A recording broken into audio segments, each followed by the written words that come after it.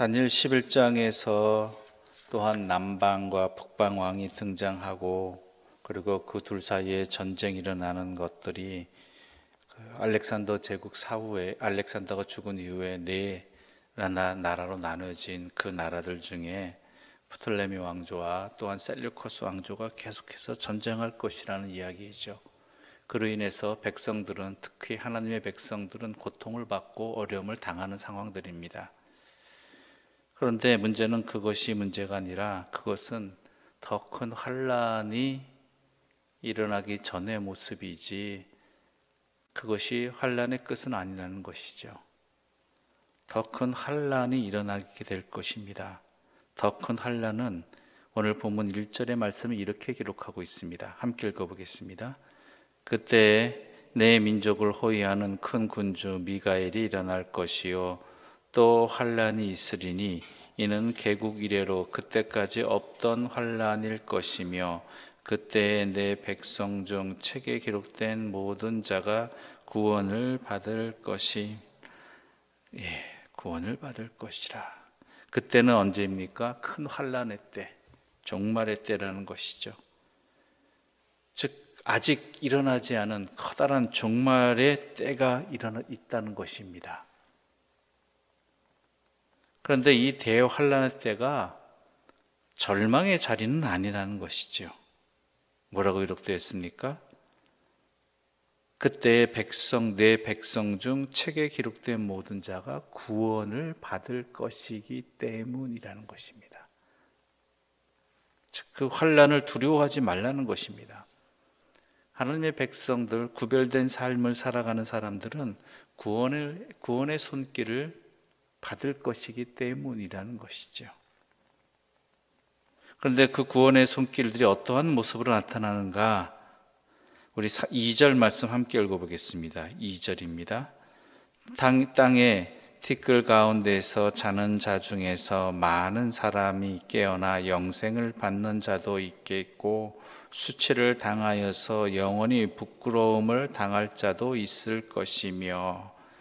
땅의 티끌 가운데서 자는 자라는 말들은 우리 육체가 부활한다는 이야기인 것입니다. 죽은 자들이 부활한다는 것이죠. 그런데 그 종말의 때에 예수님이 다시 오실 그때 우리는 모두 부활하게 될 터인데 이 부활에는 두 종류의 부활이 있습니다. 그것은 의인의 부활과 악인의 부활입니다. 그래서 의인의 부활은 어떻습니까? 깨어나 영생을 받는 자가 되는 것이고, 또한 악인의 부활은 깨어났지만 부활했지만 수치를 당하여서 영원토록 부끄러움을 당할 그런 운명이, 재판의 결과가 있다라는 것이지요. 그래서 지혜 있는 자는 궁창의 빛과 같이 빛날 것이고, 또한 많은 사람을 옳은 대로 돌아오게 한 사람은 별과 같이 영원토록 빛날 것이다 라는 분명한 이 환란의 결과를 말씀해 주고 계시는 것입니다. 그러면서 4절에 이렇게 기록되어 있습니다. 4절 함께 읽어볼까요? 4절 말씀입니다. 다니엘아, 마지막 때까지 이 말을 간수하고 이 글을 봉함하라. 많은 사람이 빨리 왕래하며 지식이 더하리라. 봉함하라는 의미에 대해서 우리가 분명히 알아야 됩니다. 이것은 아무도 모르게 숨겨두라, 비밀로 하라 이라는 이야기가 아니라 하나님의 말씀이 왜곡되지 않게, 그리고 악용되지 아니하도록 잘 지키라는 의미인 것입니다. 꼭 이런 말씀 나오면은 꼭 엉뚱한 소리 하는 사람들, 곡해하는 사람들이 있잖아요. 그러지 아니하도록 잘 지키고 보존하라는 것입니다. 왜요? 왜 그렇습니까? 많은 사람이 빨리 왕래하며 지식이 더하리라는 말입니다. 왜냐하면 환란이 어려움에 닥치면 사람들이 그렇습니다. 우리도 그렇잖아요. 이런 말씀을 앞에 두고 우리는 이 환란의 상황들 가운데, 특히 뒤에 나오지만은 때, 기한 이런 얘기들 나오면은 이 때가 언제인지, 기한이 얼만큼인지 막 나름대로 계산하고 생각한단 말이죠. 그래서 엉뚱한 얘기하는 사람들이 많이 나오잖아요. 그런 사람들이 많이 등장하니까 그러지 아니하도록 이 고난과 환난의 참된 의미를 깨달을 수 있도록 잘 지키고 보존하고 전달하라는 의미인 것입니다. 왜곡되지 아니하도록, 헛소리 안 해하도록. 그래서 그 뒤에 나오는 환상도 함께 좀 보면서 이 이야기를 나누겠습니다. 다니엘의 5절 이하부터 또 환상을 보게 되죠. 서로 다른 두 사람이 있어 하나는 강 이쪽 언덕에 섰고 하나는 강 저쪽 언덕에 섰습니다. 정확히 말하자면 사람이라기보다는 사람 같은 존재. 바로 다른 성경이 그렇게 표현하고 있습니다. 다른 두 존재라고 이야기하고 있습니다. 사람같이 느껴지는, 사람같이 보여지는 그러한 존재들이죠. 그 6절 말씀, 6절과 7절의 말씀 함께 읽어볼까요? 6절과 7절입니다. 그 중에 하나가 세마포 옷을 입은 자 곧 강물 위쪽에 있는 자에게 이르되 이 놀라운 일의 끝이 어느 때까지냐 하더라. 내가 들은즉 그 세마포 옷을 입고 강물 위쪽에 있는 자가 자기의 좌우 손을 들어 하늘을 향하여 영원히 살아계시는 이를 가리켜 맹세하여 이르되 반드시 한때 두때 반을 지나서 성도의 권세가 다 깨지기까지이니 그렇게 되면 이 모든 일이 다 끝나리라 하더라. 자, 이 환란이 어느 때까지입니까? 언제까지입니까? 끝이 언제입니까? 라는 질문을 던지죠. 그래서 뭐라고 이야기합니까? 한때, 두때 반, 세때 반, 두때 반이요. 두때 반을 지나서 그렇게 된다. 그럼 자, 어떤 생각이 드십니까? 한때, 두때, 반때라면 3년 반이라고 생각들을 하죠. 세때 반이니까요. 그럼 이것이 진짜 3년 반입니까? 우리가 말하는 물리적 시간에, 우리의 지구의 물리적 시간에 3년 반 동안 고난이, 환란이 있고 또한 이러한 대환란의 때가 3년 반이 지나면 끝난다는 의미겠습니까? 보통들 그렇게 그런 데서 어떤 의미를 찾으려고 하잖아요. 여러분, 그때는 아무도 모릅니다. 한때라는 것이 우리가 생각하는 1년일 수도 맞을 수도 있어요. 그렇죠? 뒤에 나오지만 며칠, 천 몇백일 이렇게들 나오는데 그것도 우리가 생각하는 하루의 단위일 수도 있어요. 그런데 아닐 수도 있어요. 왜냐하면은 이때라는 것은 우리가 생각하는 물리적인 기준의 때와 다른 하나님의 때의 기준이 있을 수 있기 때문입니다. 그렇죠? 우리가 1년이라는 것이 인간이 정한 시간의 기준이잖아요. 그렇죠? 지구의 1년과 또한 지구의 1년이 어떤 것입니까? 태양 주위를 한 바퀴 도는 그 시간을 1년이라고 이야기하잖아요. 그런데 수성이라는 곳을 기준으로 삼으면 그 1년은 다른 개념입니다. 80 며칠인가요? 우리 기준으로 하자면. 또 저 태양계 끝에 있는 명왕성을 기준으로 하더라도 태양주를 한 바퀴 도는 시간은 지구의 한 바퀴 도는 시간과 전혀 다른 개념이 된다는 것이죠. 그러니까 이것이 3년 반이 아니다 기다라는 의미가 아닙니다. 이것이 왜 우리에게 하나님께서 다니엘을 통해서 알려주시는가? 반드시 정한 하나님의 때가 반드시 있다라는 거예요. 끝없이 이어지는 것이 아니라 하나님께서 정하신 때가 되면은 반드시 끝나고 또 다른 역사가 반드시 이루어진다라는 것이죠. 정확한 답변, 우리의 기준이 아닙니다. 이것은 이 대환란의 때가 끊임없이 이어지는 것이 아니라 반드시 하나님께서 이 일을 통해서 이루고자 하시는 그 뜻이 이루어지는 때, 하나님이 정하신 그 때가 되면 끝날 것이다라는 의미인 것이죠. 그러므로 말씀을 봉하여 잘 간수하라는 것은 또 다른 의미로 이러한 환란의 상황 가운데 헛된 그러한 어리석은 이것이 몇 년이고 어느 때고 언제 끝난다 이런 계산들을 할 게 아니라 이 환란의 시간은 반드시 하나님께서 정하신 때까지 있으니까 우리의 삶을 잘 지키라는 의미도 있는 거예요. 우리의 삶을 잘 지켜라. 헛된 것에 휩쓸려 가지고 뭐 자기들끼리 산속에 모이고 뭐 재림이 언제고 몇 년 몇 월 며칠 이런 걸로 휩쓸릴 게 아니라 이 환난 가운데 말씀을 잘 봉화에 지키라듯이 우리의 삶도 휩쓸리지 말고 우리의 삶을 믿음 안에서 잘 지켜나가라는 의미가 이 안에 있는 것이죠. 3년 반 뒤에 끝날 수도 있습니다. 우리가 생각하는 그때 아닐 수도 있다라는 것이죠. 그건 하나님께서 아십니다. 하나님의 때라는 기준이에요. 그래서 8절에 이렇게 기록되었습니다. 8절 우리 말씀 함께 읽어보겠습니다. 내가 듣고도 깨닫지 못한지라 내가 이르되 내 주여 이 모든 일의 결국이 어떠하겠나이까 하니. 9절도 함께 읽어볼까요? 그가 이르되 다니엘아 갈지어다 이 말은 마지막 때까지 간수하고 봉함할 것임이니라. 그러니까 말을 분명히 셋대 반이라고 들었지만 이것이 자기가 생각하는 그러한 때인지 아닌지 알지 못하겠다라는 것이죠.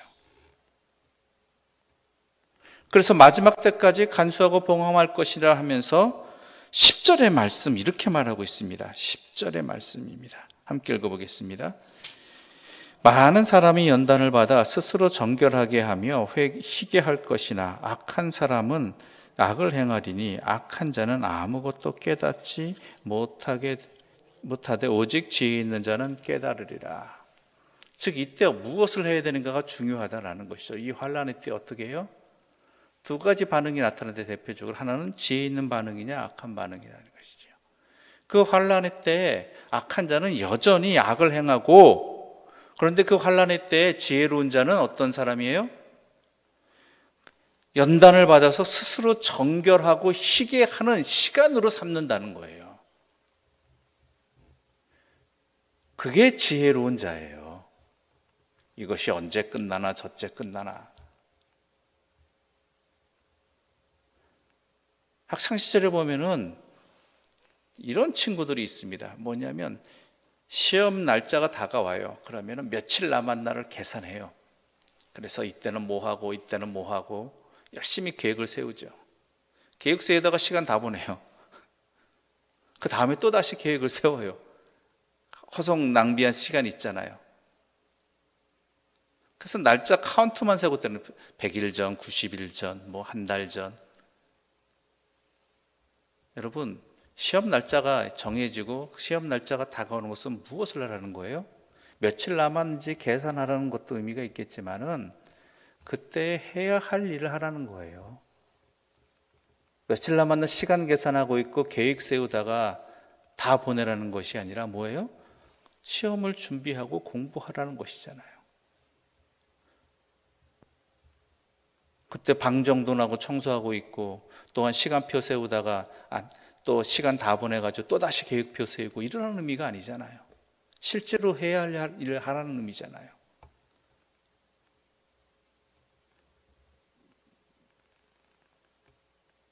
그래서 이 말을 마지막 때까지 간수하고 봉함할 것이다라는 이야기는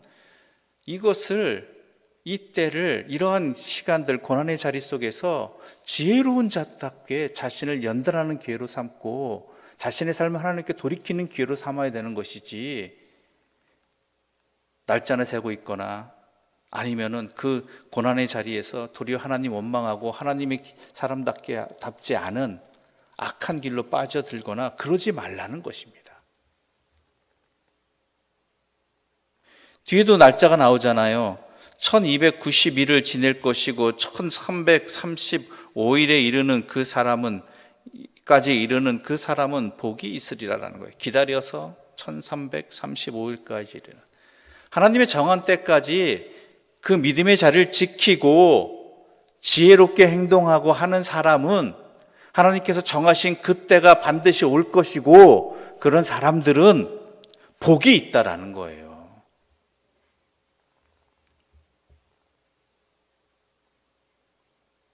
그래서 13절 이렇게 기록되어 있죠. 너는 가서 마지막을 기다리라. 이건 다니엘에게 해당되는 말씀이기도 하겠지만 우리들에게도 해당하는 말씀입니다. 마지막을 준비하는, 환난의 때를 준비하는 지혜로운 삶을 사는 것이 하나님께서 이 말씀을 우리에게 허락하신 이유라는 것이죠. 몇 년만 버티면 된다, 몇 년이 지난 다음에 이런 일이 있다라는 의미를 넘어서야 된다라는 것이죠.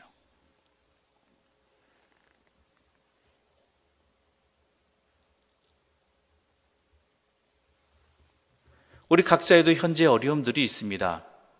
근데 그 어려움이 언제 지나가나, 며칠만 지나면 되나, 몇 달이 지나면 되나, 무엇이 생기면 되나, 이러고 학수고대하는 것으로 허송세월하지 말라는 것입니다. 코로나19라는 이 상황 속에서도 우리가 이 상황 속에서 분명히 하나님의 사람답게 지혜롭게 이 시간들을 어떻게 보내느냐, 이 연단의 때에 내 삶을 하나님 앞에 제대로 돌이키는 기회로 삼느냐, 아니면은 그냥 허송세월하면서 보내느냐, 지혜롭게 행동하라는 것입니다. 여러분, 그 어떤 환난도 영원히 지속되지는 않습니다. 하나님께서 정하신 때가 있고 또한 그때는 반드시 하나님께서 행하십니다. 그 상황 속에서 우리가 주의 말씀을 받은 자로서 주의 말씀대로 살아가는 자답게 미혹되지 아니하고 우리의 삶의 이 자리들을, 이 연단의 자리를 어떻게 지키며 또한 연단에 가면서 살아가느냐, 이것이 우리가 이 환난의 시간들, 이 고난의 자리들, 또한 앞으로 어떤 고난이 올지 모르지만, 어떤 환난이 있을지 모르겠지만 반드시 종말의 때는 올 것이고 우리는 여호와 앞에 서게 될 것이므로, 주님 앞에 서게 될 것이므로 이 시간들을 허송세월하지 아니하고 소중히 여기고 내 자신을 변화시켜 나가는 믿음의 자리로 삼으시는 주의 사람들 되시기를 바랍니다. 기도드리겠습니다. 하나님 아버지, 주의 말씀을 우리에게 들려주심이 어떤 의미인지 알게 하여 주시니 감사합니다. 모든 것은 하나님께서 정하신 때가 있고 또한 하나님께서 그 때를 반드시 이루시고 행하심을 분명히 믿게 하여 주시옵소서. 그저 우리의 좁은 생각으로 또한 한계에 있는 어리석은 가치 기준으로 그 모든 것들을 헤아려 또한 어리석은 길로 빠져드는 계산하는 그런 미련한 자들이 되지 않게 하여 주시옵소서. 환난의 때에 지혜로운 자답게 하나님을 원망하지 아니하고 하나님의 주권과 섭리를 깨닫는 사람들 되게 해주시고 또한 그 환난을 스스로 정결하게 하는 연단의 과정으로 삼게 하여 주시옵소서. 그것이 우리에게 환난의 때를 알려주신 하나님의 뜻이 있으며 또한 그래야지만 헛된 것에 미혹되지 아니하고 믿음의 길을 끝까지 감당할 수 있음을 분명히 알게 하여 주시어서 인내하며 또한 하나님께서 이루심을 소망하며 그리하여 그때에 주님 앞에서 복을 누리는 주의 사람들 되게 하여 주시옵소서. 예수님의 이름으로 기도드립니다. 아멘. 하늘에 계신 우리 아버지, 아버지의 이름을 거룩하게 하시며 아버지의 나라가 오게 하시며 아버지의 뜻이 하늘에서와 같이 땅에서도 이루어지게 하소서.